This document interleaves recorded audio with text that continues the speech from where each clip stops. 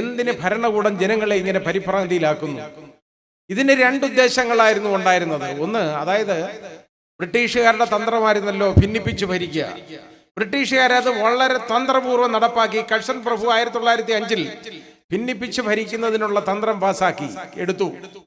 മുസ്ലിങ്ങളെയും ഹിന്ദു സഹോദരങ്ങളെയും തമ്മിൽ ഭിന്നിപ്പിച്ചു. അവരത് ജ്വലിപ്പിച്ച് നിർത്താൻ പറ്റി അവർക്ക്. അങ്ങനെയാണ് അത് ഇന്ത്യയുടെ വിഭജനത്തിലേക്ക് അവസാനം അനന്തരം സ്വാതന്ത്ര്യം കിട്ടുമ്പോൾ ഇന്ത്യയുടെ വിഭജനത്തിലേക്ക് വഴിതെളിച്ചതാണ്. അത് നമ്മൾ മനസ്സിലാക്കണം. അന്ന് ഇന്ത്യ വിഭജിക്കപ്പെടുമ്പോൾ ഇവിടുത്തെ മുസ്ലിങ്ങൾ മനം നൊന്ന നമ്മുടെ ഇവിടുത്തെ മുസ്ലിങ്ങൾ ഇവിടെ ഉണ്ട്. അവരെ അന്ന് അറിയപ്പെടുന്നത് എന്തെന്നറിയോ? ദേശീയ മുസ്ലിം എന്നാണ്. നമ്മളെല്ലാം ദേശീയ മുസ്ലിങ്ങളാണ്. അതായിരിക്കണം നമ്മുടെ കാഴ്ചപ്പാട്. ദേശീയ മുസ്ലിങ്ങളാണ്. ഈ ദേശീയ മുസ്ലിങ്ങളെന്ന് നമ്മളെ ഐഡന്റിഫൈ ചെയ്തിട്ടുള്ളത് വേറെ ആരുമല്ല, ജവഹർലാൽ നെഹ്റുവും വല്ലഭായ് പട്ടേലും മൗലാന അബ്ദുൽ കലാം ആസാദും തുടങ്ങിയിട്ടുള്ള നേതാക്കളാണ്. അവർ സ്വാതന്ത്ര്യം വാങ്ങിച്ചു തന്ന ആളുകളാണ്. അവരൊരുപാട് സ്വാതന്ത്ര്യത്തിന് വേണ്ടി പോരാടിയവരാണ്. അപ്പോൾ അവരുടെ ആ കാഴ്ചപ്പാടെന്ന് പറയുന്നത് എന്താണെന്നറിയോ? അന്ന് തീരുമാനമെടുത്തതാണ് ഇന്ത്യ എന്നത്തെ കാലത്തും ഭാരതം ഒരു മതനിരപേക്ഷ ജനാധിപത്യ രാജ്യമായിട്ട് തുടരും എന്നുള്ള തീരുമാനമാണ്. അപ്പൊ നമ്മുടെ രാജ്യത്തിന്റെ അടിസ്ഥാന തത്വം എന്ന് പറയുന്നത് മതനിരപേക്ഷതയാണ്. എന്ന് പറഞ്ഞാൽ എല്ലാ മതങ്ങളെയും ഉൾക്കൊള്ളാനും എല്ലാ മതങ്ങളെയും സ്നേഹിക്കാനും പരസ്പരം എല്ലാവരും സഹോദരങ്ങളായിട്ട് കഴിയാനും ഉള്ള ഒരു കാഴ്ചപ്പാടായിരുന്നു ഉണ്ടായിരുന്നത്. ആ കാഴ്ചപ്പാടിലാണ് ഭാരതം കെട്ടിപ്പടുത്തത്. അപ്പൊ നമ്മുടെ ഭരണഘടന പിന്നീട് വരുന്നു. ഭരണഘടനയുടെ അടിസ്ഥാന തത്വം എന്താണ്? അതും സെക്യുലറിസമാണ്, മതനിരപേക്ഷതയാണ്. അപ്പൊ ഇപ്പൊ പല ആളുകൾക്ക് സംശയം വന്നു തുടങ്ങിയിട്ടുണ്ട്. അതായത് ഈ കുറെ ആളുകളെ കൂലി കൊടുത്താക്കിയിട്ടുണ്ട്. വലിയ അഭിഭാഷകരെന്ന് കരുതുന്ന ചില ആളുകളെ, ഹരീഷ് സാൽവെ പോലുള്ള അഭിഭാഷകനെ കൊണ്ടൊക്കെ അഭിപ്രായം പറയിപ്പിക്കുന്നത്. അത് സർദേശായി ചോദിച്ചപ്പോൾ അദ്ദേഹത്തിന്റെ അഭിപ്രായം, ഭാരതത്തിന്റെ ഭരണഘടനയുടെ അടിസ്ഥാന മൂല്യം മതനിരപേക്ഷതയാണോ എന്ന് ചോദിച്ചപ്പോൾ സംശയമാണ് അദ്ദേഹത്തിന് കേട്ടോ. പെട്ടെന്ന് ഭാരതത്തിന്റെ അടിസ്ഥാന മൂല്യം എന്ന് പറയുന്നത് മതനിരപേക്ഷയാണെങ്കിൽ ഭാരതത്തിന്റെ ഭരണഘടനയുടെ അടിസ്ഥാന മൂല്യം എന്ന് പറയുന്നത് മതനിരപേക്ഷയാണോ അല്ലയോ എന്നുള്ളതിനെ കുറിച്ച് സംശയം വരേണ്ട കാര്യം ആർക്കെങ്കിലും ഉണ്ടോ? അദ്ദേഹത്തിന് വലിയ സംശയമാണ്. അദ്ദേഹം സംശയം തീർത്തുകൊണ്ടിരിക്കുകയാണ്. സംശയം തീർക്കട്ടെ. പക്ഷേ ഇവിടുത്തെ ജനങ്ങൾ ഈ സംശയത്തിന് മറുപടി പറയുന്നു, സംശയം തീർക്കുന്നു. ഈ തടിച്ചുകൂടിയിരിക്കുന്ന ആളുകൾ ഇത് എല്ലാ ജാതി മതത്തിലും പെട്ട ആളുകളാണ്. നമ്മളൊക്കെ ഒന്നാണ്, മനുഷ്യരാണ്. മനുഷ്യരെല്ലാം മതങ്ങളെന്ന് പറയുന്നത് നമ്മുടെ സ്വകാര്യതകളാണ്. അത് ആത്മീയതയിലേക്കുള്ള വഴിയാണ്. അത് ഓരോരുത്തരുടെയും ഓരോ മതത്തിന്റെയും വിശ്വാസമാണ്. അത് അങ്ങനെ ആയിക്കോട്ടെ, അതിനൊരു പ്രശ്നമില്ല. പക്ഷേ യഥാർത്ഥത്തിൽ നമ്മളെല്ലാം സഹോദരങ്ങളാണ്, ഒരമ്മ പെറ്റ മക്കളാണ് എന്നുള്ളൊരു ധാരണ നമുക്കുണ്ടെങ്കിലുണ്ടല്ലോ, നമ്മുടെ രാജ്യം അങ്ങനെ മുമ്പോട്ട് പോകും. നമ്മുടെ ഭരണഘടന അനുശാസിക്കുന്നത് അതാണ്. ഭരണഘടനയുടെ 51A 51 ക്യാപിറ്റൽ E അതിൽ പറയുന്ന തത്വം അത് തന്നെയാണ്. നാനാജാതി മതസ്ഥരുള്ള ഭാരതം, അതുപോലെ തന്നെ നാനാ വിധത്തിലുള്ള ഭാഷകൾ സംസാരിക്കുന്ന ഭാരതം. 900-ൽ പരം ഭാഷകൾ സംസാരിക്കുന്ന നാടാണ് നമ്മുടെ രാജ്യം. 900-ൽ പരം ഭാഷ സംസാരിക്കുന്ന ആളുകൾ ഒരുമിച്ച് താമസിക്കുന്നു. അതുപോലെ നാനാജാതി മതസ്ഥരായിട്ടുള്ള ആളുകൾ ഒരുമിച്ച് താമസിക്കുന്നു. ഇത്രയും മതവൈവിധ്യവും ഇത്രയും ഭാഷാ വൈവിധ്യവും ഉള്ള രാജ്യം ലോകത്ത് വേറെയില്ല. അങ്ങനെയുള്ളപ്പോ ഈ രാജ്യം എങ്ങനെ മുമ്പോട്ട് പോകണം എന്ന് നമ്മുടെ ഭരണഘടന 51 ക്യാപിറ്റൽ AEയിൽ പറയുന്നു.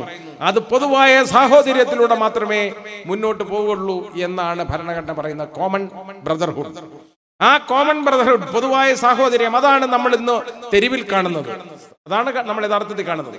ആ സാഹോദര്യം ഇവിടെ വിളിച്ചു പറഞ്ഞു, ഇത് നിങ്ങൾക്കാർക്കും ഉള്ളതല്ലോ, നിങ്ങളൊക്കെ എന്തിനാ സമരത്തിന് ഇറങ്ങുന്നത്? എൻ്റെ അടുത്തൊരു വലിയ ഒരാൾ ഒരുപാട് പേരെ കൊണ്ട് എന്നെ വിളിപ്പിച്ചിട്ടുണ്ട് കേട്ടോ, എന്നെ ബോധവൽക്കരിക്കാൻ നോക്കിയിട്ട് ഇപ്പൊ ആ ശ്രമം അങ്ങ് നിർത്തി. കാരണം ഞാൻ നന്നാവുന്നില്ല എന്ന് അവർക്ക് മനസ്സിലായി. കാരണം ഇത് നല്ലതാണെന്ന് എന്നെ ബോധ്യപ്പെടുത്താൻ കുറെ ശ്രമങ്ങൾ നടത്തി നോക്കി.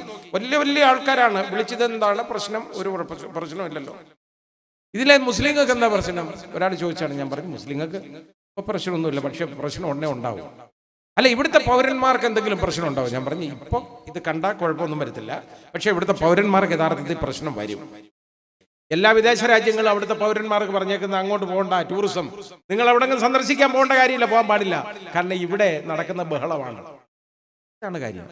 ഇത് ഈ രീതിയിലുള്ള കാഴ്ചപ്പാട് നമ്മളൊന്ന് ആലോചിച്ച് നോക്കിക്കോളൂ. ജനങ്ങളെ അകറ്റാൻ എങ്ങനെയൊക്കെ മാനസികമായിട്ട് പരസ്പരം അകറ്റാം മതത്തിന്റെ പേരിൽ എന്നുള്ളത് പണിഞ്ഞു നോക്കിയില്ലേ? ആൾക്കൂട്ടക്കൊലകൾ നടത്തിയില്ലേ ധാരാളം? പശുവിന്റെ പേരിൽ എന്തുമാത്രം ആളുകളെ ഉപദ്രവിക്കേണ്ടതായിട്ട് വന്നു. ഉപദ്രവിച്ചു. അതുകൊണ്ട് ഇപ്പൊ അതൊക്കെ അങ്ങ് വിട്ടു. കാരണം ഇപ്പൊ പശു ഒന്നും എറിക്കുന്നില്ല നോക്കിയപ്പോ. അപ്പോഴാണ് ഈ പുതിയ തന്ത്രം. ഒരു BJP MP പ്രസംഗമാണ് എൻ്റെ കയ്യിലുണ്ടത് വന്നേക്കുന്നത്. അതായത് അയാൾ പറഞ്ഞത് പരസ്യമായിട്ട് പ്രസംഗിക്കുകയാണ്. 2024 ഡിസംബർ 31-നകം ഇവിടുത്തെ ക്രിസ്ത്യാനികളും മുസ്ലിങ്ങളും ഒന്നും ഇവിടെ കാണത്തില്ല. ഇതാണ് പറഞ്ഞത്. ഇതാണ് കാര്യം. അപ്പൊ കാഴ്ചപ്പാടൊന്ന് ആലോചിച്ച് നോക്കിയുള്ളൂ. അത് കേട്ടിട്ടാണ് ഞാൻ പറഞ്ഞത്, പണ്ട് 1946 ജീവിച്ച 46 നീമോളാർ, അതായത് മാർട്ടിൻ നീമോളാർ എന്ന് പറയുന്ന ഒരു ലുഥേറൻ പാസ്റ്റർ, ജർമ്മൻ ലുഥേറൻ പാസ്റ്റർ, അദ്ദേഹം ഒരു കവിയാണ്. അദ്ദേഹം ഒരു ചെറിയ കുറച്ച് വരികൾ എഴുതി, ഇത്രയേ ഉള്ളൂ. അത് ഹിറ്റ്ലറെ കളിയാക്കിക്കൊണ്ട് എഴുതിയതാണ്. അവർ ആദ്യം തേടിയെത്തിയത് ഇവിടുത്തെ കമ്മ്യൂണിസ്റ്റുകളെ ആയിരുന്നു. ഞാൻ പ്രതികരിച്ചില്ല, കാരണം ഞാനൊരു കമ്മ്യൂണിസ്റ്റ് അല്ലായിരുന്നു. അവർ പിന്നീട് തേടിയെത്തത് ഇവിടുത്തെ ട്രേഡ് യൂണിയനിസ്റ്റുകളെയാണ്. ഞാൻ പ്രതികരിച്ചില്ല, കാരണം ഞാൻ ട്രേഡ് യൂണിയനിസ്റ്റ് അല്ലായിരുന്നു. പിന്നീട് അവർ തേടിയെത്തിയത് ഇവിടുത്തെ ജൂതന്മാരെയാണ്. ഞാൻ പ്രതികരിച്ചില്ല, കാരണം ഞാനൊരു ജൂതനല്ലായിരുന്നു. പക്ഷെ അവസാനമായി അവർ തേടിയെത്തിയത് എന്നെയാണ്. ഞാൻ ചുറ്റും നോക്കി, എനിക്ക് വേണ്ടി പ്രതികരിക്കാൻ ആരുമില്ലായിരുന്നു. എല്ലാവരും പോയി കഴിഞ്ഞിരുന്നു, തീർന്നു. ഇതാണ് കാര്യം. ഇത് മനസ്സിലാക്കണം നമ്മുടെ സഹോദരങ്ങളെല്ലാം. പ്രതികരണമില്ലെങ്കിൽ, പ്രതികരണ ശേഷി ഇല്ലെങ്കിൽ, പ്രതികരിച്ചില്ലെങ്കിൽ നമ്മളെ അല്ലല്ലോ പ്രശ്നം, എന്റെ അടുത്തിരിക്കുന്നവന്റെ അല്ലേ, അയൽക്കാരന്റെ അല്ലേ, അത് സാരമില്ല, അവന്റെ ശല്യം തീരുമല്ലോ. ഇത് കണക്കാക്കിയാൽ അവസാനം തേടിയെത്തുന്നുണ്ടല്ലോ നമ്മളെ തന്നെ ആയിരിക്കും. ഈ ഒരു കാഴ്ചപ്പാട് ഓരോ സഹോദരങ്ങൾക്ക് വേണം. ഇതിപ്പോ സഹോദരങ്ങളൊക്കെ തിരിച്ചറിയുന്നു എന്നുള്ളത് വളരെ ആശ്വാസകരമായ ഒരു കാര്യമാണ്. ഇന്ത്യ മുഴുവൻ നടക്കുന്ന ഈ പ്രക്ഷോഭത്തിൽ ലക്ഷങ്ങൾ പങ്കെടുക്കുന്നു, കോടിക്കണക്കിന് ആളുകൾ പങ്കെടുക്കുന്ന ഈ പ്രക്ഷോഭം എന്ന് പറയുന്നത് ഗവൺമെന്റിന് കണ്ടില്ലെന്ന് നടിക്കാനാവില്ല. കൂടുതൽ നാൾ അവര് പറയും, ധൈര്യമായിട്ട് ഞങ്ങൾ സംഭരിച്ച് കാണിക്കും. അത് വിഡ്ഢികൾ ചെയ്യുന്ന കാര്യമാണ്. അതായത് പ്രതിഷേധം കൂടുതൽ വരുമ്പോ ഞങ്ങൾ ഇത് ഗസറ്റ് നോട്ടിഫൈ ചെയ്യുക എന്ന് പറയുമ്പോൾ കാണിച്ചു തരുമോ എന്നുള്ള രീതിയിലാണ് പെരുമാറുന്നത്. അത് ബോധമുള്ള ആളുകൾ ചെയ്യുന്നതല്ല, പ്രവൃത്തിയല്ല. നമ്മൾ തിരിച്ചറിയണം. ഭീരുക്കൾ ചെയ്യുന്ന കാര്യമാണ് അതൊക്കെ.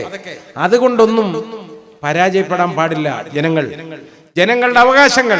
ഇത് അവകാശം എന്ന് പറയുന്നത് വേറെ ഒന്നും പിടിച്ചു പറ്റാനല്ല, ഭരണഘടനാപരമായ അവകാശങ്ങൾ നിലനിർത്തുകയാണ്, ഒന്നും വാങ്ങിക്കാനല്ല. ഇന്ത്യൻ ഭരണഘടന സംരക്ഷിക്കാനാണ്. ഇന്ത്യയുടെ ഭാരതത്തിന്റെ അഖണ്ഡ ഭാരതം എന്നുള്ള പേര് നശിക്കാതിരിക്കാൻ വേണ്ടിയാണ്. അതെന്നും ഒറ്റക്കെട്ടായിട്ട് ഇന്ത്യൻ യൂണിയൻ ഒന്നായിട്ട് തുടരേണ്ടതിന് വേണ്ടിയാണ്. ഈ ഒരു കാഴ്ചപ്പാടിന് വേണ്ടിയുള്ള ഒരു സമരം, അതിജീവനത്തിന് വേണ്ടിയുള്ള ഒരു സമരമാണിത്. ഇത് തോക്കുകയല്ല ഒരിക്കലും. നമ്മൾ വേണം, പരാജയപ്പെടുന്ന പ്രശ്നമില്ല. പിന്നെ വേറെ കാര്യം എപ്പോഴും നമ്മൾ നോക്കണം, ഈ പരാജയപ്പെടുന്നവരുണ്ടല്ലോ, പരാജയപ്പെടുന്നവന്റെ കണ്ണീരിന്ന് വിജയങ്ങൾ ഉണ്ടായിട്ടുള്ളൂ. വിജയിക്കുന്നവന്റെ വിജയാഘോഷത്തിൽ നിന്ന് പിന്നെ വിജയങ്ങളൊന്നും ഉണ്ടാകത്തില്ല, അവിടെ തീരും. അതുകൊണ്ട് പരാജയം എന്ന് പറയുന്നത് ഇതുപോലെ നമ്മൾ ആദ്യം പരാജയപ്പെടുത്തിക്കൊണ്ടിരിക്കും. അതിലൊന്നും വഞ്ചിതകരായി പോകരുത്. ഒരുപാട് ന്യായങ്ങൾ നിരത്തി നിരിക്കും. ഇത് ജനങ്ങളെ സഹായിക്കാനാണ്, എല്ലാം റെഡിയാക്കി കൊടുക്കാനാണ്, രാമരാജ്യമാക്കാനാണ്. എന്ത് വേണമെങ്കിലും തന്നോട്ടെ, നമുക്ക് ആഹാരം കഴിക്കാം, എത്ര നാൾ വേണമെങ്കിലും ഭരിച്ചോട്ടെ, നമുക്ക് പ്രശ്നമില്ല. പക്ഷെ നമുക്ക് വീട്ടിൽ കിടന്ന് ഉറങ്ങാനും സമാധാനമായിട്ട് കിടന്ന് മരിക്കാനും ഉള്ള ഒരു ഇടയുണ്ടാക്കി തരണം. അത്രയും ചെയ്താൽ മതി. ജനങ്ങളോട് കാണിക്കേണ്ട ബാധ്യത അതാണ്. ഇതുകൊണ്ട് ഇതിന് വളരെ, അതായത് ജനവിരുദ്ധമായ, ഭരണഘടനാ വിരുദ്ധമായ കാര്യങ്ങളാണ് ഇതിലുള്ളതെല്ലാം. നമ്മുടെ ഭരണഘടനയുടെ, അതായത് മാനവികത വിളിച്ചോതുന്ന 2 പ്രൊവിഷൻസ് ആണ് ആർട്ടിക്കിൾ 14 ആർട്ടിക്കിൾ 21.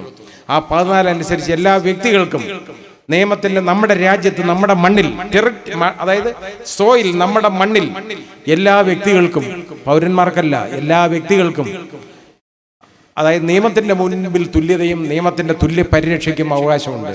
അതാണ് 14ാം വകുപ്പ് പ്രദാനം ചെയ്യുന്നത്. 21 ഒരു മനുഷ്യന്റെയും, ഒരു വ്യക്തിയുടെയും ജീവനോ അല്ലെങ്കിൽ അയാളുടെ സ്വാതന്ത്ര്യമോ നിയമം അനുശാസിക്കുന്ന നടപടിക്രമങ്ങളിലൂടെ അല്ലാതെ ഹനിക്കാൻ പാടില്ല എന്നുള്ളതാണ്. ഇത് രണ്ടും മാനവികത വിളിച്ചോതുന്നതാണ്. അത് പൗരന്മാർക്ക് മാത്രമുള്ളതല്ല, എല്ലാ മനുഷ്യർക്കും ഉള്ളതാണ് എന്നുള്ള ഒരു കാഴ്ചപ്പാട് വേണം. അത് ലോകത്തുണ്ടായിരുന്നു, നമുക്ക് അന്തസ്സായിരുന്നു. അതിനെയൊക്കെ മറികടക്കുന്ന, അതിനെയൊക്കെ ഹനിക്കുന്ന ഒരു നിയമമാണ് ഈ ഭേദഗതി നിയമത്തിലൂടെ കൊണ്ടുവന്നിരിക്കുന്നത്. ഈ ഭേദഗതിയൊക്കെ ഉണ്ടല്ലോ, ഇത് ഗവൺമെന്റ് പിൻവലിക്കണം. നമുക്ക് വേണ്ടത് അതാണ്. അതായത് കോടതികൾ ഇതിൽ എടുക്കേണ്ട തീരുമാനമല്ല, വൈകാരികപരമായ കാര്യങ്ങളിൽ കോടതിക്ക് തീരുമാനിക്കാനും നോക്കുന്നില്ല.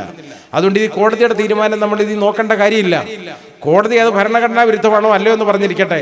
ഭരണഘടനാ വിരുദ്ധമാണെന്ന് പറഞ്ഞാലും അല്ലെങ്കിലും ഗവൺമെന്റ്, ഭരണകൂടം ഇത് പിൻവലിക്കണം. കാരണം ഭരണകൂടമാണ് ഈ മതനിരപേക്ഷത, നമ്മുടെ ആ അന്തസ്സുണ്ടല്ലോ, അന്തസ് പാലിക്കാൻ, നമ്മുടെ വൈകാരികമായ നമ്മുടെ പ്രശ്നങ്ങൾ തീർക്കാൻ ഇടപെടേണ്ടത് ഭരണകൂടങ്ങളാണ്. ഭരണകൂടത്തിന്റെ ബാധ്യതയാണ് അത് പിൻവലിക്കേണ്ടത്. ഭരണകൂടം അത് പിൻവലിക്കണം. അതേപോലെ ILP കൊടുത്തിരിക്കുന്ന എല്ലാ സ്റ്റേറ്റിന്റെയും ILP വിഡ്രോ ചെയ്യണം, പിൻവലിക്കണം. കാരണം ഭാരതത്തിന്റെ എല്ലാ പൗരന്മാരുടെയും അവകാശം നിഷേധിക്കാൻ പാടില്ല. എവിടെയും സഞ്ചരിക്കാനുള്ള അവകാശം നമുക്ക് തരണം. ഇതായിരിക്കണം നമ്മുടെ കാഴ്ചപ്പാട്. ഇത് ഞാൻ പറഞ്ഞില്ലേ, അതിജീവനത്തിന് വേണ്ടിയുള്ള സമരമാണ്, ഒന്നും പിടിച്ചടക്കാനുള്ളതല്ല. ജീവിച്ചിരിക്കാൻ, അതുവേണ്ടി ഭയാശങ്കകളില്ലാതെ, പരിഭ്രാന്തി ഇല്ലാതെ, ആശങ്കയില്ലാതെ കിടന്നുറങ്ങാൻ നമ്മുടെ അതിജീവനത്തിന് വേണ്ടിയുള്ള ഒരു പ്രശ്നമാണ്. ഇതിൽ എല്ലാ സഹോദരനും പങ്കെടുക്കുന്നതിൽ വളരെ സന്തോഷമുണ്ട്.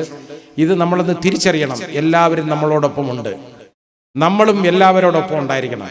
അലക്സാണ്ടർ ഡീമസ് എന്ന് പറയുന്ന ഫ്രഞ്ച് സാഹിത്യകാരൻ, അദ്ദേഹത്തിന്റെ 3 മസ്കറ്റേഴ്സ് എന്ന് പറയുന്ന പുസ്തകത്തിൽ ഒരു വിഖ്യാതമായ വാചകം എഴുതിയിട്ടുണ്ട് കേട്ടോ. 1 for all, all for one and all for all എന്ന് പറഞ്ഞാൽ ഒരാൾ എല്ലാവർക്കും വേണ്ടി, ഒരാൾക്കൊരാൾ കാര്യം ഉണ്ടെങ്കിൽ, ഒരു ബുദ്ധിമുട്ടുണ്ടെങ്കിൽ, അല്ലെങ്കിൽ ഒരാൾക്ക് എന്തെങ്കിലും ഉണ്ട് ബാക്കിയുള്ളവർ ബുദ്ധിമുട്ടുന്നുണ്ടെങ്കിൽ അത് എല്ലാവർക്കും വേണ്ടി ആയിരിക്കണം. എല്ലാവരും ഒരാൾക്ക് വേണ്ടി, എല്ലാവരും എല്ലാവർക്കും വേണ്ടി എന്നാവണം. നമ്മൾ എല്ലാവരും നമ്മുടെ സഹോദരങ്ങളാണ്, അടുത്തിരിക്കുന്നതെല്ലാം എൻ്റെ സഹോദരനും സഹോദരിയുമാണ് എന്നൊരു കാഴ്ചപ്പാട് വേണം. ആ സാഹോദര്യം ഉണ്ടല്ലോ, അതാണ് മനസ്സിൽ വേണ്ടത്. ആ സാഹോദര്യം ഉണ്ടെങ്കിൽ പ്രശ്നങ്ങളൊന്നും ഉണ്ടാകുന്നില്ല. ഇവർക്കൊന്നും മുസ്ലിങ്ങളുടെ അടുത്ത് വൈരാഗ്യം ഉണ്ടായതുകൊണ്ടൊന്നും അല്ല കാര്യം. ഇത് വേറെ ഒരു പ്രത്യയശാസ്ത്രത്തിന്റെ ഭാഗമാണ്. 1923 കൊണ്ടുവന്ന ഹിന്ദുത്വ എന്ന് പറയുന്ന ഒരു കാർഡുണ്ട്. ഒരു വലിയ ഒരാളെന്ന് പറയുന്ന ആൾ കൊണ്ടുവന്നതാണ്. അത് ഏറ്റെടുത്തത് ഗോൾവാൾക്കറാണ് 1946. ഗോൾവാൾക്കർ വായിച്ച പുസ്തകം ഈ ഹിന്ദുത്വം ഉൾക്കൊള്ളുന്ന പുസ്തകമാണ്. എന്നിട്ട് അയാൾ പ്രഖ്യാപിച്ചു, ഇവിടുത്തെ ന്യൂനപക്ഷങ്ങൾക്ക് ഇവിടുത്തെ ഭൂരിപക്ഷങ്ങളുടെ കീഴിൽ പ്രത്യേകിച്ച് യാതൊരു അധിക അവകാശങ്ങളും ഇല്ലാതെ കഴിയാം തീരുമാനിച്ചു. ഈ ന്യൂനപക്ഷങ്ങൾ എന്ന് പറഞ്ഞാൽ ആരാണെന്ന് വിചാരിച്ചു? ഇത് മുസ്ലിങ്ങളും ക്രിസ്ത്യാനികളും മാത്രമല്ല. അവര് പറയുന്ന ഈ ന്യൂനപക്ഷം എന്ന് പറയുന്നത് ഇതില് വരേണ്യ, അതായത് നോക്കിക്കോളൂ, ബ്രാഹ്മണ്യത്തിൽ നിന്ന് താഴോട്ടുള്ള ആളുകളൊക്കെയാണ് ന്യൂനപക്ഷങ്ങൾ എന്ന് പറയുന്നത്. അവർക്ക് പൗരത്വം പോലും ഇല്ലാതെ, പ്രത്യേക അവകാശങ്ങളൊന്നുമില്ലാതെ എന്ന് പറഞ്ഞാൽ എന്താണ്? അവർക്ക് വോട്ടവകാശം ഇല്ല, തൊഴിലിന് അവകാശം ഇല്ല, അവർക്ക് സ്വത്തിന് അവകാശമില്ല, ഒന്നും ഒരു പ്രത്യേക യാതൊരു അവകാശങ്ങളും ഇല്ലാതെ ഇവിടെ കഴിയാം എന്നുള്ളതാണ്. ഇങ്ങനെ ആളുകളെ പീഡിപ്പിക്കുന്ന ഒരു സ്ഥലം മാത്രമേ ഉള്ളൂ. ഇത് അറിഞ്ഞുകൊണ്ട് തന്നെ ചെയ്തേക്കാണ്, അല്ലാതെ വേറെ ഒന്നുമല്ല. ഈ കാര്യത്തിൽ ബോധമില്ലാതൊന്നും ചെയ്യുന്നൊന്നും അല്ല. നമുക്കങ്ങനെ തോന്നുവാണെന്ന്. ഉറങ്ങുന്നവനെല്ലാം വിളിച്ചുണർത്താൻ പറ്റൂ, ഉറക്കം നടിക്കുന്നവനെ നമുക്ക് വിളിച്ചുണർത്താൻ പറ്റത്തില്ലല്ലോ. കള്ളം പറയണം, അത് ശരിയാണ് എന്ന് വിചാരിക്കുന്നവൻ, അവന് നമുക്ക് കറക്റ്റ് ചെയ്യാൻ ഒക്കത്തില്ല ഒരിക്കലും. 10 തവണ കള്ളം പറയാ, വീണ്ടും വീണ്ടും ഒരേ കള്ളം തന്നെ പറഞ്ഞുകൊണ്ടിരിക്കുക. കുറെ കഴിയുമ്പോൾ ഉണ്ടല്ലോ, മനുഷ്യന്റെ ബ്രെയിൻ അതങ്ങ് അക്സെപ്റ്റ് ചെയ്യും, എടുക്കും. അതാണ് ശരി. ഇപ്പൊ ചരിത്രം തന്നെ വളച്ചൊടിച്ചോണ്ടിരിക്കല്ലേ, ചരിത്രം മാറ്റല്ലേ. ഒരാൾ പറയുന്നത് കേട്ടു, ഇന്നാള് ഒരുത്തൻ നിന്ന് അതിനകത്ത് പുലമ്പെന്ന് കേട്ടു. അതായത് താജ്മഹൽ ഷാജഹാൻ ഒന്നും പണിഞ്ഞൊന്നുമല്ല. താജ്മഹൽ വേറെ ഒരാളുടെ പേര് പറയുന്നു, അത് മണിഞ്ഞാന്നാ പറയുന്നത്. കുത്തബ് മിനാർ, ചെങ്കോട്ട, ലാൽ കില, ആഗ്ര ഫോർട്ട്, ഇതെല്ലാം വേറെ ആളുകൾ ഇതാണ് ചരിത്രം ഉണ്ടാക്കാൻ പോകുന്നു എന്ന് ഞാൻ പറഞ്ഞത്. ചരിത്രം നിർമ്മിക്കപ്പെടാൻ പോവുകയാണ്. ഇവർക്ക് എന്ത് ചെയ്യാം? ആ കാഴ്ചപ്പാടിലൂടെയാണ് മൃഗീയ ഭൂരിപക്ഷം കൊടുത്ത ജയിപ്പിച്ച ജനങ്ങൾ അവരനുഭവിക്കും. ഇതാണ് കാര്യം. ഈ രീതിയിലോട്ട് പോകുമ്പോൾ ഇതിന് വേറെ ഒരു മാനമുള്ളത്, അതായത് ഈ സഹോദരങ്ങൾക്കൊക്കെ, അതായത് മുസ്ലിങ്ങളല്ലാത്ത മറ്റാളുകളോടൊപ്പം ഞങ്ങളുണ്ട്, നിങ്ങളെ ഞങ്ങൾ സഹായിക്കാൻ പോവുകയാണ്, നിങ്ങൾക്ക് വേണ്ടിയാണ് ഞങ്ങൾ ഈ ബന്ധപ്പെടുന്നത് എന്നൊരു കാഴ്ചപ്പാട് ഉണ്ടാക്കി കൊടുക്കണം. ഒന്ന്, അതായിരുന്നു ഉദ്ദേശം. രണ്ടാമത്തെ ഉദ്ദേശം, ഈ മുസ്ലിങ്ങൾ എന്ന് പറയുന്നവന്മാർ കൊള്ളരാത്തവന്മാരാണ്, രണ്ടാം കിടക്കാരന്മാരാണ്, അതുകൊണ്ട് അവരെ അങ്ങോട്ട് മാറ്റി നിർത്തണം. അങ്ങനെയുള്ള ഒരു കാഴ്ചപ്പാടാണ്. അതായത് ഭിന്നിപ്പിച്ച് ഭരിക്കുക. ഞാൻ നേരത്തെ പറഞ്ഞ അതേ തത്വം ബ്രിട്ടീഷുകാർ തുടർന്ന, ബ്രിട്ടീഷുകാരുടെ പാദസേവകരായിരുന്നവർ അത് തന്നെ വീണ്ടും കൊണ്ടുവരാൻ ശ്രമിക്കുകയാണ്. അതാണ് ഇവിടെ നമ്മുടെ കോൺസ്റ്റിറ്റ്യൂവന്റ് അസംബ്ലി വോട്ടിനിട്ട് തള്ളിക്കളഞ്ഞ കാര്യമാണിത്. കോൺസ്റ്റിറ്റ്യൂവന്റ് അസംബ്ലിയിൽ ഈ ചർച്ച വന്നപ്പോ അത് എല്ലാം അതിലേക്ക് ഞാൻ കടന്നു പോകുന്നില്ല, കാരണം ഒരുപാട് സമയമെടുക്കും. ഇവിടെ ഒരുപാട് ആളുകളൊക്കെ ഇരിപ്പുണ്ട്, അതിലേക്ക് ഞാൻ കടന്നു പോകുന്നില്ല. പക്ഷേ ഇത് തള്ളിക്കളഞ്ഞതാണ്, ചർച്ച വന്നതാണിത്. ഇന്ത്യ ഒരു മതരാഷ്ട്രമായിരിക്കണം എന്നൊരു ചർച്ച അതിനകത്ത് വന്നു കഴിഞ്ഞപ്പോൾ 2-3 പേര് പറഞ്ഞു കഴിഞ്ഞപ്പോൾ അത് ചർച്ച ചെയ്തിട്ട് പറഞ്ഞു. അവസാനം കൺക്ലൂഡ് ചെയ്ത് ഇങ്ങനെയാണ്, ജവഹർലാൽ നെഹ്റു ആണ് അതിന് തീർപ്പാക്കിയത്. അദ്ദേഹം അവസാനം പറഞ്ഞത്, പിന്നെ അതിന് ചർച്ച ഉണ്ടായില്ല, അദ്ദേഹം അവസാനം പറഞ്ഞത്, ഭാരതത്തിന്റെ പൗരത്വം തീരുമാനിക്കുന്നത് ഒരിക്കലും മതത്തിന്റെ അടിസ്ഥാനത്തിലായിരിക്കരുതെന്ന് തീരുമാനമെടുത്ത് വോട്ടിനിട്ട് മറ്റേത് തള്ളിയതാണ്. ആ വോട്ടിനിട്ട് തള്ളിയ കാര്യം ഇപ്പോ പിൻവാതിലൂടെ നമ്മുടെ പാർലമെന്റിനെ കൊണ്ട് വോട്ടിട്ട് പാസ്സാക്കിച്ച് ഇവിടെ കൊണ്ടുവന്നേക്കാണ് നിയമമായിട്ട്. ഇതാണ് ഇപ്പോഴത്തെ ഏറ്റവും വലിയ പ്രശ്നം, നമ്മൾ അനുഭവിക്കുന്ന പ്രശ്നം ഇതാണ്. അതുകൊണ്ടാണ് ഈ ജയിപ്പിച്ച ജനങ്ങൾ അനുഭവിക്കട്ടെ എന്ന് ഞാൻ പറയുന്നത്. ഈ കാര്യം ചിന്തയില്ല നമ്മൾ, കാരണം പ്രതികരണശേഷി ഇല്ലാത്ത ജനങ്ങളുള്ള വിഭാഗമുള്ള സ്ഥലമുണ്ടല്ലോ, അതേത് രാഷ്ട്രമായാലും രാജ്യമായാലും അവസാനം പ്രതികരണശേഷി ഇല്ലെങ്കിൽ ജനാധിപത്യം ഏകാധിപത്യത്തിനും സ്വേച്ഛാധിപത്യത്തിനും വഴിമാറിക്കൊടുക്കും. അത് ചരിത്രമാണ്. അപ്പൊ അതേ ചരിത്രം ഇവിടെ ആവർത്തിക്കപ്പെടരുത് ഒരിക്കലും. ഇവിടെ ഇപ്പം നമ്മൾ കണ്ട് ഒരുപാട് കാര്യങ്ങൾ നമ്മൾ നോക്കേണ്ടതുണ്ട്. മാധ്യമങ്ങളിലൊക്കെ റിപ്പോർട്ട് ചെയ്തതാണ്. ഇവിടെ ബജറ്റിന്റെ ചർച്ച വന്നു. ഇവിടുത്തെ ധനസ്ഥിതി എന്ന് പറയുന്നത് ഏറ്റവും മോശമാണ്. ഇവിടെ നമ്മൾ താഴോട്ട് കൂപ്പുകുത്തി കുഴിക്കുള്ളിലാണ് ഇപ്പോൾ. സാമ്പത്തികമായിട്ട് അത്രത്തോളം ഞെരുക്കമാണ്, സാമ്പത്തിക പരാധീനത മുഴുവൻ നഷ്ടപ്പെടുത്തി. ഇവിടെ ഡിമോണിറ്റൈസേഷൻ കൊണ്ടുവന്നപ്പോൾ അത് യാതൊരു ബോധവും ഇല്ലാതെ കൊണ്ടുവന്നു കഴിഞ്ഞപ്പോൾ ആ മണ്ടൻ തീരുമാനത്തിലൂടെ നമ്മുടെ ഭാരതത്തിന്റെ സാമ്പത്തിക നട്ടൽ ഒടിച്ചതാണ്. അതിന് സാമ്പത്തിക വിദഗ്ധർ പറയുന്ന 25 വർഷം കൊണ്ട് പോലും ഈ ബുദ്ധിമുട്ടിൽ നിന്ന് ഭാരതം കരകയറത്തില്ല എന്നാണ്. അതാണ് പറയുന്നത്. കാരണം അപ്പോൾ അത്രത്തോളം ബുദ്ധിമുട്ട് ഈ ലോകത്തുണ്ടാക്കി വെച്ചു, നമ്മുടെ രാജ്യത്തുണ്ടാക്കി വെച്ചു. എന്നിട്ടാണ് പറയുന്നത് നമ്മുടെ എല്ലാ ജനങ്ങളെയും സഹായിക്കാനാണ്. ഇവിടുത്തെ പാവങ്ങളുടെ കാര്യം ആദ്യം നോക്കട്ടെ, എന്നിട്ടല്ലേ ബാക്കി ബംഗ്ലാദേശിലെയും അഫ്ഗാനിസ്ഥാനിലെയും പാകിസ്ഥാനിലെയും കാര്യം നോക്കട്ടെ. ഇവിടുത്തെ ന്യൂനപക്ഷങ്ങളുടെ കണ്ണീരൊപ്പാൻ ആദ്യം നോക്കട്ടെ, അവർ പട്ടിണി കിടക്കാതിരിക്കട്ടെ.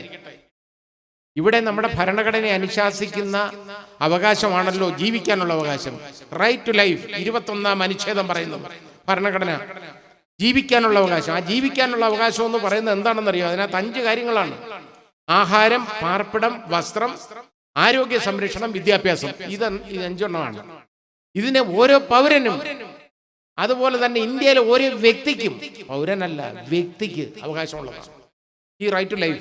പൗരന് മാത്രമല്ല, ഇന്ത്യയുടെ മണ്ണിൽ ഏത് വ്യക്തിയുണ്ടോ അയാൾക്ക് അവകാശമുള്ളതാണ്. ആഹാരം, ഇവിടെ പട്ടിണി കിടന്ന് മരിക്കുന്ന ലക്ഷങ്ങൾ നമ്മൾ കാണാം ഇന്ത്യയിൽ. ഒരു നേരത്തെ ആഹാരം കഴിക്കാൻ മാർഗമില്ലാത്ത പാവങ്ങൾ, ഇവിടെ ഒരു തുണി ഉടുക്കാൻ വസ്ത്രമില്ലാതെ കഴിയുന്ന ആളുകൾ. നമ്മളൊക്കെ ഭാഗ്യം ചെയ്തവരാണ്, കാരണം നമുക്ക് തുണി മാറി ഉടുക്കാൻ നമുക്കുണ്ട്. നേരെ മറിച്ച് നോർത്ത് ഇന്ത്യയിലൊക്കെ, ബീഹാറിലും UP-യിലും ഒക്കെ ഒന്ന് പോയി നോക്കിക്കോളൂ, രാവിലെ അതിലേ ഒന്ന് പോയിക്കോളൂ, ഏതെങ്കിലും യാത്ര ചെയ്ത് നോക്കിക്കോളൂ. കൂനിപ്പിടച്ച് തീ കാഞ്ഞിരിക്കുന്ന പാവങ്ങൾ, ഒരു മേൽമുണ്ട് പോലും ഇല്ല, ഒരു കീറത്തുണി എടുത്തുകൊണ്ടിരിക്കുന്നവർ, ദരിദ്ര നാരായണന്മാർ, അവരുള്ള ഭാരതം. വസ്ത്രമില്ലാത്തവർ, ജീവിച്ചിരിക്കാൻ മരുന്ന്, ആഹാര സംരക്ഷണം, ആരോഗ്യ സംരക്ഷണം, ജീവിച്ചിരിക്കാൻ മരുന്ന് കഴിക്കാൻ നിവൃത്തിയില്ലാത്ത ലക്ഷങ്ങൾ, അവരുള്ള രാജ്യം. വിദ്യാഭ്യാസം ശരിയായിട്ട് കിട്ടാത്ത കുഞ്ഞുങ്ങൾ, അവരെ പഠിക്കാനും ഒന്നും മാർഗമില്ല, ഒന്നിനും മാർഗമില്ലാത്ത ആളുകൾ. ഇതൊക്കെ നോക്കുന്നതിന് പകരം നമ്മൾ ഇവിടെ അമ്പലങ്ങൾ പണിയുക, പള്ളികൾ പണിയിപ്പിക്കാൻ ശ്രമിക്കുക, അതിന് ലക്ഷങ്ങളും കോടികളും, ലക്ഷങ്ങളല്ല കോടികൾ ചെലവാക്കുക, പൗരന്റെ വക പണം. പ്രതിമകൾ ഉയർത്തുക, കോടികൾ മുടക്കി, 2000-3000 കോടികൾ മുടക്കി ഏറ്റവും വലിയ പ്രതിമകൾ ഉണ്ടാക്കുക. ഇന്ത്യയുടെ ഏത് മുക്കിലും മൂലയിലും ഭാരതത്തിന്റെ through out the territory of India ആണ് നമുക്ക് മൂവ് ചെയ്യാൻ, സഞ്ചരിക്കാനുള്ള അവകാശം.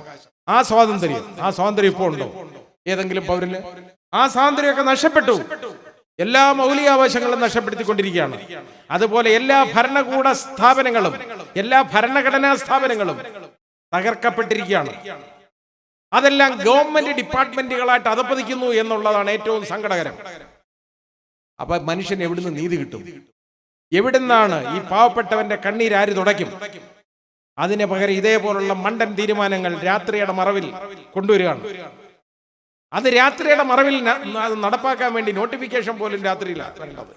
അത് നമ്മൾ ചിന്തിക്കേണ്ട, ഇതിന്റെ വൈരുദ്ധ്യം ആലോചിച്ചു. ഇത് ആരെ സഹായിക്കാനാണ്? ആരെയും സഹായിക്കാനല്ല, സഹായിക്കുന്നതായിട്ട് കാണിക്കണം, എന്നിട്ട് ഭിന്നിപ്പിച്ച് നിർത്തണം. ബാബറി മസ്ജിദിന്റെ പ്രശ്നം തീർന്നു കഴിഞ്ഞു. കാരണം അത് ഇഷ്ടപ്പെട്ടില്ലെങ്കിൽ പോലും കോടതി, മുസ്ലിങ്ങൾ അത് പലപ്പോഴും ഇഷ്ടപ്പെടുന്നില്ലായിരിക്കാം, പക്ഷെ കോടതിയുടെ തീർപ്പായതുകൊണ്ട് മുസ്ലിങ്ങൾ അത് സഹിച്ചു പോയി, അവിടെ അവസാനിച്ചു. ഇനി അതിൽ ഹിന്ദുക്കളെയും മുസ്ലിങ്ങളെയും തമ്മിൽ വേർപിരിച്ച് നിർത്താൻ ഒക്കുന്നില്ല എന്ന് മനസ്സിലായി. അടുത്ത ഇലക്ഷൻ ഇത് പറയാൻ പറ്റുമോ? ഇനി ബാബറി മസ്ജിദിന്റെ കാര്യം ഒന്നും പറയാൻ ഒക്കത്തില്ല. കാരണം ഇവിടെ അതിന് ലഹളയും വഴക്കൊന്നുമില്ലല്ലോ. ആ കാര്യം തീർന്നതാണ്, അത് പോയി, അത് അങ്ങ് കളഞ്ഞേക്കണം. ഇനി അടുത്തത് ഓരോന്ന് കൊണ്ടുവരികയാണ്. അതുപോലെ മുത്തലാഖ് ബില്ല് നിങ്ങളൊന്ന് ആലോചിച്ച് നോക്കുള്ളൂ. സുപ്രീം കോടതി പറഞ്ഞു മുത്തലാഖിനെ സംബന്ധിച്ചിടത്തോളം മുത്തലാഖ് വിലയില്ലാത്തതാണെന്നും അനിസ്ലാമികമാണെന്നും ഖുറാനിക്കല്ലെന്നും അതേപോലെ തന്നെ മുത്തലാഖ് മൂലം വിവാഹബന്ധം വേർപെടില്ല എന്നും സുപ്രീം കോടതി കണ്ടു.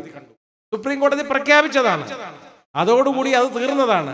അപ്പോൾ ഒരു നിയമം, മുത്തലാഖ് മൂലം വിവാഹബന്ധം വേർപെടില്ല എന്ന് സുപ്രീം കോടതി പ്രഖ്യാപിച്ചു കഴിഞ്ഞപ്പോ ഒരു നിയമം കൊണ്ടുവന്നേക്കാണ്, മുത്തലാഖ് മൂലം വിവാഹബന്ധം വേർപെടുത്തിയാൽ അവനെ പിടിച്ച് ജയിലിടുക. ഒന്ന് ആലോചിച്ചോളൂ, എന്തെങ്കിലും വിവരം തലയിലുള്ളവരാണോ ഇത് കൊണ്ടുവരുന്നത്? അതാണ് നമ്മൾ ആലോചിക്കേണ്ടത്. ഇത് എന്തിനാണ്? ആളുകളെ തെറ്റിദ്ധരിപ്പിക്കാൻ. ഇതേപോലെ തെറ്റിദ്ധരിപ്പിക്കപ്പെട്ട ജനസമൂഹമാണ് ഇവരെ അധികാരത്തിൽ കയറ്റുന്നത്. അധികാരത്തിൽ കയറ്റി കഴിയുമ്പോഴോ ഇനി ഈ അധികാരത്തിൽ കയറ്റിയവന്മാരൊന്നും പൗരന്മാരല്ലെന്നാ പറയുന്നത്. അതാണ് അടുത്ത പ്രശ്നം. പിന്നെ നമ്മുടെ ഭാരതം കടക്കണിയിലാന്ന് ഞാൻ പറഞ്ഞില്ല, അത്രത്തോളം വളരെ ബുദ്ധിമുട്ടിലാണ്. ഈ ബുദ്ധിമുട്ടിൽ, സാമ്പത്തിക ബുദ്ധിമുട്ടിൽ കൂപ്പുകുത്തി ഇങ്ങനെ മറിഞ്ഞു കിടക്കുമ്പോൾ അതിൽ നിന്ന് ആളുകളെ ശ്രദ്ധയൊന്നും മാറ്റണ്ടേ? ആ ശ്രദ്ധ മാറണമെങ്കിൽ എന്തെങ്കിലും ഒന്ന് അടിയുണ്ടാക്കണം, എന്നാലേ ശ്രദ്ധ മാറുള്ളൂ. ഇപ്പൊ നമ്മൾ മുഴുവൻ പൗരന്മാരല്ല എന്ന് പേടിച്ച് അശാന്തിയിലും പരിഭ്രാന്തിയിലുമായിട്ട് ജനങ്ങൾ ഇവിടെ നടക്കല്ലേ? നിങ്ങൾക്ക് ആർക്കെങ്കിലും സമയമുണ്ടോ ഇവിടുത്തെ സാമ്പത്തിക സ്ഥിതിയെക്കുറിച്ച് അന്വേഷിക്കാൻ? ഇല്ല. കാരണം നമ്മൾ ഇരിക്കുന്നിടം, നമ്മൾ കിടക്കുന്നിടം, നമ്മുടെ മണ്ണ്, ഇവിടെ താമസിക്കുന്ന കാര്യം ആലോചിക്കുമോ? അതോ ഇന്ത്യയുടെ, ഭാരതത്തിന്റെ സാമ്പത്തിക സ്ഥിതിയെക്കുറിച്ച് നമ്മൾ ചിന്തിക്കും? ആരുടെയും ശ്രദ്ധ ഇതിൽ വരാൻ പാടില്ല. അതാണ് പ്രശ്നം. വളരെ നല്ല വാചകങ്ങളിൽ ബംഗ്ലാദേശ് വിദേശകാര്യമന്ത്രി ഉണ്ടല്ലോ, ഇന്ത്യയെ നല്ല വാചകങ്ങളിൽ കഴിഞ്ഞ 2 മുമ്പ് നന്നായിട്ട് ആക്ഷേപിച്ചല്ലോ. അത് ചോദിച്ചു വാങ്ങിയതാ, എരന്ന് വാങ്ങിച്ചതാണ്. അയാൾ പറഞ്ഞ കാര്യം ഇത്രയേ ഉള്ളൂ. അയാൾ ഭാരതത്തിന്റെ പേരൊന്നും പറഞ്ഞില്ല. അയാൾ പറഞ്ഞു ഞങ്ങളുടെ രാജ്യത്തുനിന്ന് പോയ ആളുകളാണ് പ്രശ്നമെങ്കിൽ, ഞങ്ങളുടെ രാജ്യത്തുനിന്ന് പോയ ജനങ്ങളാണ് പ്രശ്നമുണ്ടെങ്കിൽ അവരെ ഇനി അയച്ചോളൂ. ഞങ്ങളുടെ രാജ്യത്തുനിന്ന് പോയ മുസ്ലിങ്ങളെന്നല്ല അവർ പറഞ്ഞേ, ജനങ്ങളെന്നാണ്. അതാണ് ഞാൻ പറഞ്ഞ അവരുടെ മതനിരപേക്ഷത നമ്മൾ വകവെക്കണമെന്ന്. അവർ പറഞ്ഞ അത്രേ പറഞ്ഞുള്ള അയാള് പറഞ്ഞു. പിന്നെ നിങ്ങൾ കരുതുന്ന പോലെ ഞങ്ങൾ ദരിദ്രരാഷ്ട്രമൊന്നും അല്ല. ഞങ്ങളുടെ GDP എന്ന് പറയുന്നത് 8.15 ഇപ്പോൾ ശരിയാണ്. ഏഷ്യയിലെ ഏറ്റവും വലിയ GDP ഉള്ളത് ബംഗ്ലാദേശിനാണ്. സാമ്പത്തിക വളർച്ച അവർക്ക് തന്നെയാണ്. ഇന്ത്യയുടെ 4.2 ഇപ്പൊ അത് അന്നൊക്കെ കീഴിൽ പോയി കാണും. അപ്പൊ അയാൾ പറയാതെ പറഞ്ഞതാണ്, ഭാരതത്തിന്റെ പേര് പറഞ്ഞില്ല. അയാൾ അടുത്തത് പറഞ്ഞത് ഞങ്ങളുടെ പ്രതിശീർഷ വരുമാനം $2000. ഇന്ത്യയുടേതോ $200. ഒന്ന് ആലോചിച്ച് നോക്കിക്കോളൂ വ്യത്യാസം. പണ്ട് ഞങ്ങൾ ദരിദ്ര രാജ്യമായിരുന്നു ഒരു 4-5 വർഷം മുമ്പ് വരെ. കാരണം 43% ആളുകൾ ബംഗ്ലാദേശിൽ ദാരിദ്ര്യരേഖയ്ക്ക് താഴെ, ബിലോ പോവർട്ടി ലൈൻ ഉണ്ടായിരുന്നു. പക്ഷേ ഞങ്ങളത് 13% കൊണ്ടുവന്നു എന്ന് പറഞ്ഞാൽ ഇന്ത്യയുടെ 18%. ഇതിൽ കൂടുതൽ ആക്ഷേപിക്കേണ്ട വല്ല കാര്യമുണ്ടോ? അവരെ ബംഗ്ലാദേശിനെ പറഞ്ഞ് ചോദിച്ചു വാങ്ങിച്ചാണ്. ഇതുപോലാണ് ഓരോ രാഷ്ട്രങ്ങളിലും നമ്മളെ കാണുന്നതെന്ന്. മുമ്പ് നമുക്ക് ഭാരതീയ പൗരൻ എന്ന് പറഞ്ഞാൽ ലോകത്തെ ഏറ്റവും വലിയ ജനാധിപത്യ രാജ്യം, അതുപോലെ തന്നെ ലോകത്തെ ഏറ്റവും വലിയ മതനിരപേക്ഷ രാജ്യം എന്നുള്ള ഒരു ഖ്യാതി കൊണ്ട് നമുക്ക് ആ ഒരു അന്തസ്സുണ്ടായിരുന്നു നമുക്ക്. ഇന്നതെല്ലാം കൈമോശം വന്നില്ലേ? സാഹോദര്യത്തെക്കുറിച്ച് പറയുമ്പോൾ ഞാൻ സാധാരണ പറയാറുള്ള ഒരു ചെറിയ ഇല്ലസ്ട്രേഷൻ പറഞ്ഞിട്ട് ഞാൻ നിർത്തുകയാണ്. വാങ്ങി വിളിക്കാൻ സമയം തോന്നുന്നു കേട്ടോ, അതുകൊണ്ടാണ് പെട്ടെന്ന് നിർത്തിക്കാം. അതായത് ലിയോ ടോൾസ്റ്റോയ്, മഹാനായ ഫ്രഞ്ച് സാഹിത്യകാരൻ, അദ്ദേഹത്തിന്റെ ജീവിതത്തിൽ ഉണ്ടായ ഒരു അനുഭവം ഉണ്ടല്ലോ, ഒരു ചെറുകഥാ രൂപത്തിൽ അദ്ദേഹം എഴുതിയിട്ടുണ്ട്. ടോൾസ്റ്റോയ് ഒരു ദിവസം മോസ്കോയിലെ തണുത്ത പ്രഭാതത്തിൽ നടക്കാനിറങ്ങാണ്. അദ്ദേഹം തെർമൽ വെയർ, ചൂടുള്ള വസ്ത്രങ്ങൾ ഇട്ടിട്ടുണ്ട്, അതിന്റെ മേളിൽ കോട്ടുകൾ അണിഞ്ഞിട്ടുണ്ട്, എല്ലാം കൊണ്ട് ഇറങ്ങി റോഡിലേക്ക്, തെരുവിലേക്ക് ഇറങ്ങുമ്പോൾ കാണുന്ന കാഴ്ച വളരെ ദയനീയമായ ഒരു കാഴ്ചയാണ്. ഒരു ഭിക്ഷക്കാരൻ എഴഞ്ഞു വരുന്നു കേട്ടോ, ഒരു യാചകൻ എഴഞ്ഞു വരിക എന്ന് പറഞ്ഞാൽ ഒരു കാലേ ഉള്ളൂ, ഒരു കാല് മുറിച്ചു മാറ്റപ്പെട്ടതാണ്, ക്രച്ചസ് വാങ്ങാൻ പോലും നിവൃത്തിയില്ലാത്ത ഒരു മനുഷ്യൻ. അയാൾ എഴഞ്ഞു വന്നുമ്പോൾ അയാളുടെ കീഴ്പ്പറഞ്ഞ വസ്ത്രം, ദേഹമാസകലം വ്രണം. അയാൾ ടോൾസ്റ്റോയുടെ മുമ്പിൽ വന്ന് കൈ നീട്ടി. ടോൾസ്റ്റോയുടെ മനസ്സലിഞ്ഞു, ഭിക്ഷയാഴ്ചയാണ്. കോട്ടിലെ പോക്കറ്റ് എല്ലാം തപ്പി നോക്കി, പക്ഷേ നടക്കാനിറങ്ങിയതല്ലേ, ഒരു നാണയത്തൂട്ട് പോലും അദ്ദേഹത്തിന്റെ കയ്യിലില്ല. ഇളിഭ്യനായി നിരാശനായി ടോൾസ്റ്റോയ് ഈ മനുഷ്യന്റെ അടുത്ത് പറഞ്ഞു, സഹോദര എനിക്ക് നിങ്ങളെ സഹായിക്കണമെന്നുണ്ട്, പക്ഷേ എൻ്റെ കയ്യിൽ പണമൊന്നുമില്ല, ഞാനൊന്നും എടുത്തില്ല. ആ യാചകൻ പറഞ്ഞ മറുപടിയാണ് അദ്ദേഹത്തെ അത്ഭുതപ്പെടുത്തിയത്. അതിന് നിങ്ങളെല്ലാം എനിക്ക് തന്നില്ലേ? അല്ല, ഞാനൊന്നും തന്നില്ലല്ലോ, എൻ്റെ കയ്യിൽ ഒന്നും ഇല്ലാതാ തരാഞ്ഞത്. അല്ല, നിങ്ങളെല്ലാം എനിക്ക് തന്നല്ലോ, നിങ്ങൾ എന്നെ സഹോദര എന്ന് വിളിച്ചില്ലേ? ഈ ലോകത്ത് എന്നെ സഹോദര എന്ന് വിളിക്കാൻ എനിക്ക് ആരുമില്ല. അപ്പൊ ആ സഹോദര എന്നുള്ള ആ വിളിയുണ്ടല്ലോ, സംബോധന, അതിൽ മാത്രം ആ യാചകൻ അയാളുടെ ദുഃഖങ്ങൾ, വൈകല്യം, അയാളുടെ ബുദ്ധിമുട്ടുകൾ, സങ്കടം, അസുഖം, പട്ടിണി, ഇതെല്ലാം അയാൾ മറന്നതാണ്. അത് നമ്മുടെ ഉള്ളിൽ നിന്ന് വരണം. അതാണ് ഞാൻ പറഞ്ഞത്, ആ സാഹോദര്യമാണ് നമുക്ക് വേണ്ടത്. നമ്മളെല്ലാവരും, എല്ലാവരുടെയും ആഘോഷങ്ങൾ, ഇവിടുത്തെ ഓണം, ദീപാവലി, അതേപോലെ തന്നെ പെരുന്നാൾ, ക്രിസ്മസ്, ഇതെല്ലാം എല്ലാവരുടേതുമായിരിക്കണം. ഒരു വിഭാഗത്തിൻ്റെതല്ല, എല്ലാ മനുഷ്യരുടെയും, നമ്മുടേത്. എല്ലാ ആരാധനാലയങ്ങളും എല്ലാവരുടേതുമായിരിക്കണം. എല്ലാം സംരക്ഷിക്കപ്പെടണം. ആ ഒരു കാഴ്ചപ്പാട് നമ്മൾക്കുണ്ടെങ്കിൽ ഏത് ശക്തിക്ക് നമ്മളെ പിരിക്കാൻ പറ്റും, അകറ്റാൻ പറ്റും. അതായിരിക്കണം നമ്മുടെ കാഴ്ചപ്പാട്. ഈ കാഴ്ചപ്പാടോടുകൂടി നമുക്ക് മുമ്പോട്ട് പോകാം. മുമ്പോട്ട് പോയാലുണ്ടല്ലോ ഈ ബലമുണ്ട്. ഒരു ഭരണകൂടത്തിനും ഇതുപോലെ ജനങ്ങൾ തെരുവിലിറങ്ങിയാൽ പിടിച്ചു നിൽക്കാൻ പറ്റത്തില്ല. പിന്നെ കൂടുതൽ ആൾ അത് നമ്മൾ മനസ്സിലാക്കണം, തിരിച്ചറിയണം. ആ ഒരു തിരിച്ചറിവോടുകൂടി മുമ്പോട്ട് പോകുക. പ്രശ്നങ്ങളും വഴക്കുകളും ഒന്നും വേണ്ട. പിന്നെ നമുക്കിതിനെ എതിർക്കാൻ അവകാശം ഉള്ളതുപോലെ മറ്റാളുകൾക്ക് ഇതിന്റെ ഒരു ചെറിയ പക്ഷത്തിനെങ്കിലും ഇതിനെ അനുകൂലിക്കാനുള്ള അവകാശമുണ്ട്. അത് നമ്മുടെ ഭരണഘടനയുടെയാണ്. അത് അവരുടെ ന്യായമായ അവകാശമാണ്. നമ്മൾ അതിനെ ഹനിക്കാൻ പോകരുത്. ആ പാവങ്ങൾ തിരിച്ചറിവ് വരുമ്പോ അവര് നമ്മളോടൊപ്പം വന്ന് ചേരും. അത് മതി നമുക്ക്. അങ്ങനെ ആയിരിക്കണം നമ്മുടെ കാഴ്ചപ്പാട്. അതുകൊണ്ട് ആരെയും ആക്ഷേപിക്കരുത്, ആരെയും ഒരു പ്രശ്നങ്ങളും ഈ സംഘികൾ എന്നുള്ള വാക്കുകളൊന്നും നമ്മൾ ഉപയോഗിക്കരുത്. നമുക്ക് അതിന്റെ ആവശ്യമില്ല. നമ്മുടെ സഹോദരങ്ങളാണ് അവരിപ്പോ തെറ്റിപ്പോയവരാണ്. അവര് ഇതിന്റെ പുറയിൽ ഞാൻ പറഞ്ഞില്ലേ, ആടിനെ കുഴ കാണിച്ചു കൊണ്ടുവന്നാൽ അവരെ കൊണ്ടുപോവാണ്. അവർ തെറ്റിദ്ധരിപ്പിക്കപ്പെട്ട സമൂഹമാണ്. അവർ തിരിച്ചു വരും. അപ്പൊ നമ്മുടെ സഹോദരങ്ങൾ അല്ലാതാവത്തില്ലല്ലോ അവര്. അപ്പൊ അവര് നമ്മുടെ സഹോദരങ്ങളാണെന്നുള്ള കാഴ്ചപ്പാട് വേണം. അവര് നമ്മളെ കുറിച്ച് എന്തോ പറഞ്ഞോട്ടെ, ആക്ഷേപിച്ചോട്ടെ, അതിന് പ്രതികരിക്കാനുള്ള സമയമല്ല ഇത്. നമുക്ക് നമ്മുടെ അതിജീവനത്തിന്റെ പ്രശ്നമാണ്, അല്ലാതെ അവരുടെ അതിന് മറുപടി പറയാനുള്ള സമയമൊന്നും അല്ല ഇത്. ആ ഒരു കാഴ്ചപ്പാടോടുകൂടി നമുക്ക് മുമ്പോട്ട് പോകാം.